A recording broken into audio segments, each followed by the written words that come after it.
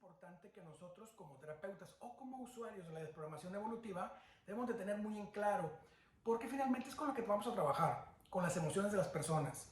Cuando nosotros detectamos que una persona se acerca a nosotros y nos trae el conflicto que quiere solucionar, siempre debemos de relacionar el conflicto con la emoción.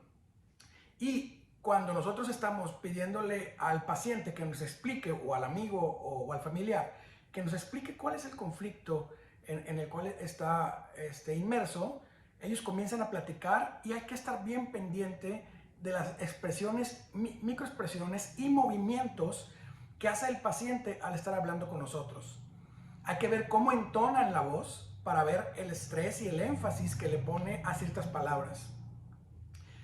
Es importante que nosotros estemos pendientes de su mirada, de sus ojos, no nomás la mirada, sino los ojos, porque a veces se le mojan los ojos, de las expresiones de la boca y de lo que hace con las manos. Cuando nosotros estamos viendo al paciente, por eso es importante siempre atender por videollamada o en persona, cuando nosotros estamos viendo al paciente, vamos viendo las emociones que va expresando cada vez que nos está comentando algo, está recordando algo, porque finalmente todo es un recuerdo, todo es la emoción, todo se centra en eso que siente. Pero es bien importante también saber que el paciente va a intentar protegerse y no él. El inconsciente va a intentar bloquearle la información. Cuando escuchamos que un paciente te dice, en este momento tú debiste haber sentido algo, no. ¿Recuerdas algo en este momento? No. Si el paciente te dice así rápido que no, es un paciente que no está accediendo a sus recuerdos. ¿Qué hacemos en terapia? Por ejemplo, en la línea de tiempo, cuando nosotros, por ejemplo, atendemos a una persona de 60 años y en la línea de tiempo buscamos un ciclo de la mitad de su vida, le preguntamos a los 30 años qué recuerdas con respecto a esto, y te va a decir no hay nada, pero hay que darle espacio y tiempo para lograr vencer al inconsciente del paciente. Por ejemplo, si no recuerda o no quiere recordar, le dice, vamos a ayudarte a ponerte en tiempo-espacio, dónde vivías, cómo era tu cuarto, ¿sí? Quién cocinaba, quién hacía. Lo intentas enganchar un poquito para ubicarlo. ¿Tienes hijos? Sí. ¿Qué edad tenía tu hijo cuando? Entonces estaba en tal año, y comienzas a ubicar a tu paciente y ya comiencen ellos a no tener opción y a encontrar respuestas. Cuando llegan a los momentos claves de su vida en donde sabemos que algo sucedió, ¿qué sucede? Que el paciente comienza a aflojar y la información comienza a dar señales de estar expresando cosas.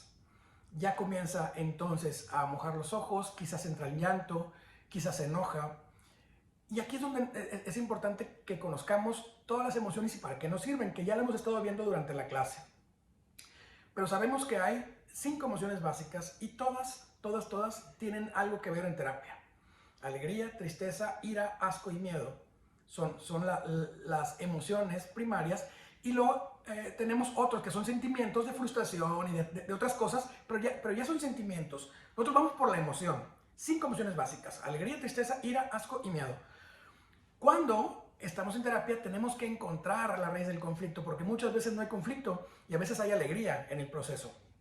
Lo explico porque en terapia me toca atender a una chica que me pide que le dé una sesión de terapia porque fue abusada en la infancia. En ese evento, al llevarla a recordar, su expresión al estar explicando es de alegría, cuando está explicando el abuso. Pasa que en la psique del paciente, en el inconsciente, no hubo abuso. Hubo abuso al momento que se entera que no está bien lo que está sucediendo, porque un familiar estaba teniendo contacto físico con ella no apropiado.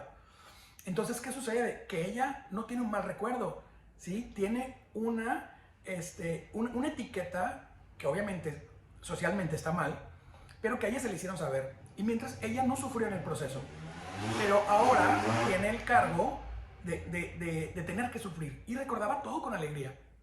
Cuando la confronto y le digo que en realidad ella no tiene un conflicto, sino que está pasando solamente por el bioshock o el shock emocional de haberse dado cuenta, su familia le dice que no está bien, entonces es cuando ella comienza a tener una percepción del evento.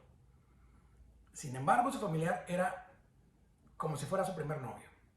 Entonces, en realidad, para ella, en su infancia, no hubo abuso. Y recuerden que hacemos comprobaciones. ¿Te sentiste abusada en tal momento de tu vida? No, no, no, no. Entonces no hubo un abuso. ¿Sí? Y ella recordaba el tema con alegría. Hay que quitar también alegría para que esté con defensas, porque si no, pudiese tener el conflicto de no defenderse al momento de un abuso. Entonces, esa sería la desprogramación de la alegría, que es muy poco común que alguien te busque para desprogramar alegría, que de hecho nadie te busca, sino que pudieses encontrarlo dentro de la sesión terapéutica. La segunda, tristeza, es la más común por la que las personas buscan ayuda. Recuerden que la tristeza es eso que nos hace llorar y eso que nos hace quebrarnos y eso que nos debería de llevar a una contemplación interna en base al tiempo que nosotros le demos a la depresión. La depresión no debería ser tan negativa cuando es temporal. Cuando estamos en sesión de terapia y alguien nos expresa un conflicto emocional que quisiera resolver o una situación que quisiera resolver, recuerden, primero vamos a buscar qué emociones. Si encontramos que el paciente está llorando o se le mojan los ojos o se le quiebra la voz, cuando te está explicando el síntoma, entonces inmediatamente vas a buscar tristeza. Es lo primero que tenemos que hacer como terapeutas o con personas que vamos a ayudar en un caso. Vamos a buscar qué emoción es la que tenemos que desprogramar. Una vez detectada la emoción, decimos entonces, ok, voy a hacer todo lo posible por encontrar dónde está la primera tristeza con respecto a este tema. Comenzamos entonces la búsqueda de eventos similares en tiempos similares, que ya lo iremos viendo también, todas las técnicas de terapia las iremos viendo en la materia de técnicas de terapia, pero ahorita les adelanto, buscamos todos los eventos y buscamos todas las situaciones similares que le hayan llevado a repetir esa sensación de tristeza, pero con la finalidad de llegar al momento inicial, al primer momento en el que se genera el trauma. Una vez detectado el momento, generalmente, no siempre, generalmente el paciente comienza a llorar. ¿Sí? Cuando el paciente comienza a llorar, se comienza a desatar. El paciente siempre va a intentar llorar y se va a intentar controlar por un tema social, para no quedar mal contigo. Tú lo que tienes que hacer siempre es, dale, deja que fluya, y el paciente ¡pum!, se quiebra. ¿Sí? Pero ya localizaste la emoción. Es alegría, tristeza. La ira. No siempre el paciente llora, ¿sí? Porque quizás tengamos la percepción o la concepción de creer que en cada terapia un paciente debe de llorar. No siempre, muchas veces se va a enojar, ¿sí? Y hay que sacarle el enojo. Por ejemplo, alegría, tristeza, ya lo vimos, la ira, el enojo. Hay personas que están muy molestas y eso las pone tristes, ¿sí? Y puede ser engañoso en terapia. Tú puedes decir, hay una persona que está llorando, pero está llorando de enojo, ¿sí? Entonces tengo que encontrar la manera de poder detectar si está enojado o está triste, ¿sí? Y generalmente se les nota el enojo, se les pone roja la cara, ¿sí? Cuando están tristes, se van los labios hacia abajo, se ponen los ojos un poquito más redondos, llenos de agua, pero cuando la persona está enojada, se abren las fosas nasales, se aprieta la boca, se aprieta la quijada, y es donde nos vamos dando cuenta, se cierran un poco los ojos. Ahí nos vamos dando cuenta que el paciente trae un enojo al momento de estarnos contando, ¿no? Hay que dejar que el paciente hable, ¿sí? Hay muchas técnicas muy respetables que nosotros vemos que el paciente dice el síntoma y ya no se le deja hablar al paciente y el paciente comienza a solamente responder preguntas. Consideramos que es muy saludable en la promoción evolutiva que el paciente hable porque nosotros logramos hacer lo que vimos en la materia 1, el tema de la asociación de las ideas y el vocabulario. Es importantísimo el vocabulario, tener cuidado de qué palabra está diciendo en cada momento nuestro paciente, porque vamos a relacionar el significado de la palabra con un evento. Entonces, si ya detectaste que es enojo, ve y busca el enojo principal. ¿Cómo vas a comprobar que está enojado? Probablemente haya muchos temas de inflamación del estómago, ¿sí? Irritación de estomacal, puede tener gastritis, puede tener una serie de conflictos de inflamación, piel, manchas rojas, que todo lo que sea relacionado al rojo y a la emoción de enojo. Alegría, tristeza, ira. Vamos por el asco. Muchas personas sufren situaciones de asco y te das cuenta de que en su vocabulario están palabras de asco, guardando el respeto debido, pero son vocabularios normales. Me fue de la mierda, esto está de la mierda, esto fue una cagada. ¿Sí? El paciente comienza a ni siquiera controlar su vocabulario porque está hablando de ese tema y puede confundirse también con el enojo. ¿Sí? Porque cuando escuchas ese vocabulario crees que el paciente está enojado y no, te está diciendo, te está dando claves explicándote qué es lo que da asco. ¿Sí? A veces te dicen, yo vomito a esa persona. ¿Sí? Eso es un asco. ¿Cómo vemos que la persona tiene asco? ¿Sí? En la parte física. Lo que nosotros vamos a ver es que comienza a tener como espasmos en el estómago.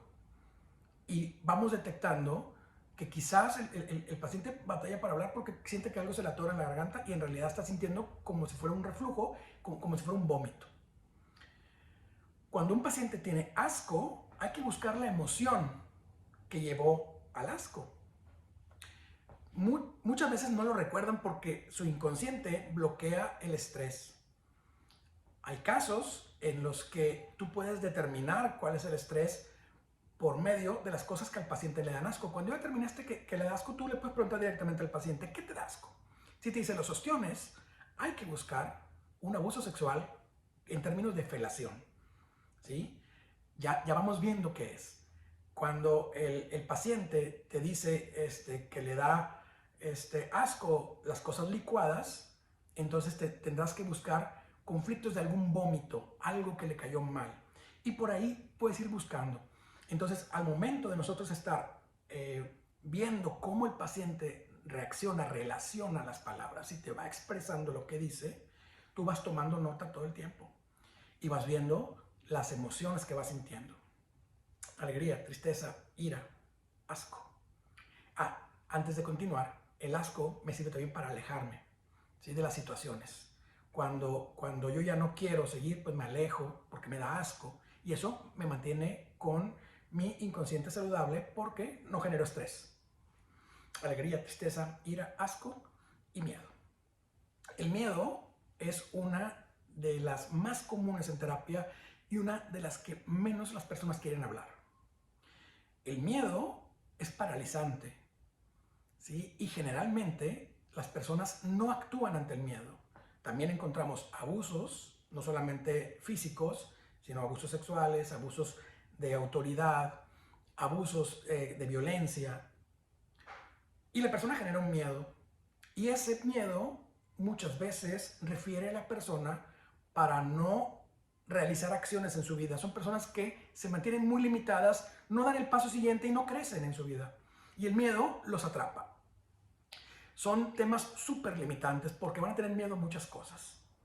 Una forma de comprobación es si en la gestación del paciente hubo alguna amenaza de aborto porque el bebé siente que va a morir y siente miedos en general.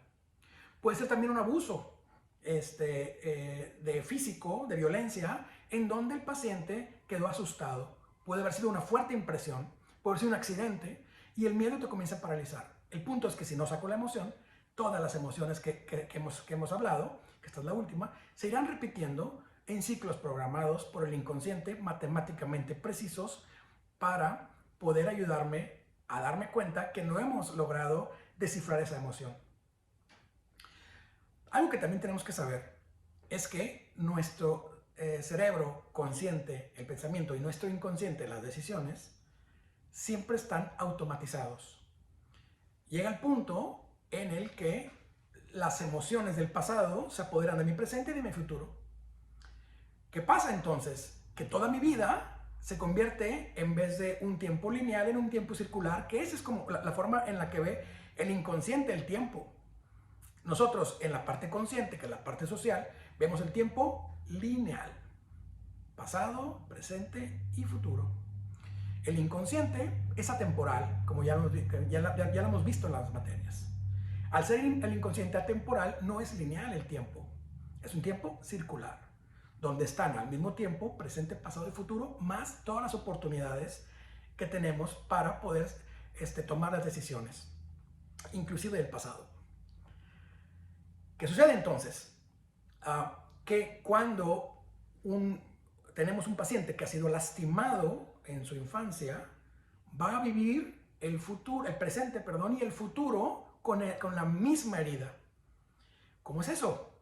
¿Sí? Eso es lo que nos mantiene atrapados en un loop del cual no podemos salir. Un loop es un circulito que estamos viviendo así, en un circulito, que debiera ser una espiral, hacia arriba, constante hacia arriba, pero no es así. Estamos en un círculo. Para poder sacar a nuestro paciente del círculo, tenemos que detectar cuál es el patrón. ¿Qué decisiones toma día a día? ¿Cómo está reaccionando? Entonces, al momento de tener una reacción continua, hay un patrón repetitivo desde la infancia. Al momento de nosotros detectar el patrón, tenemos que enlazarlo a una emoción. Si nuestro paciente no logra tener un trabajo estable y continuo, hay una enorme posibilidad de que tenga miedo. ¿Sí? Tenga miedo a no querer avanzar en su vida, a no querer tener dinero por alguna razón, o no querer tener responsabilidades por alguna razón. Entonces tenemos que ver qué está haciendo el paciente y relacionarlo inmediatamente a una emoción específica. Si vemos que el paciente no logra tener una relación personal estable de pareja, probablemente también esté ligado el miedo o ligado el asco. Tendremos que encontrar entonces en el paciente cuál es la lógica. Entonces, chéquense ustedes, si nosotros logramos distinguir que, bueno, todo mundo tenemos un circulito, un patrón en el cual nos movemos y es repetitivo, ¿cómo hacer para sacar a nuestro paciente o a nosotros mismos de ahí? Solamente identificando el patrón e identificando claramente cuál es la emoción relacionada al comportamiento que me lleva a la toma de decisiones de ese patrón, y esa toma de decisiones es del inconsciente, y esa parte del inconsciente, recordemos que puede ser heredada de los ancestros por medio de la epigenética, del ambiente, y también puede estar relacionado con un tema de la concepción, del embarazo, la gestación y las emociones de la madre los primeros 3 años, y el resto de nosotros es el ambiente. Y recordemos que eso nos activa y desactiva la epigenética. La epigenética, recordemos que activa y desactiva los genes. ¿Sí? Prende y apaga genes. Entonces, toda esta información que nosotros vamos a poder tener en claro al momento de estar en terapia atendiendo a nuestros pacientes, vamos a poder entonces